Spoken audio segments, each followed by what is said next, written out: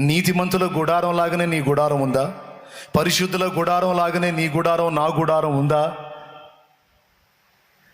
అట్లయితే అందులోంచి ఏం వినపడతాయి?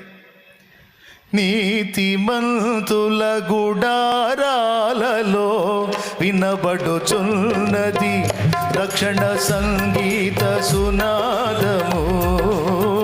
నీతిమంతుల గుడారాలలో వినబడుచున్నది రక్షణ సంగీత సునాదము.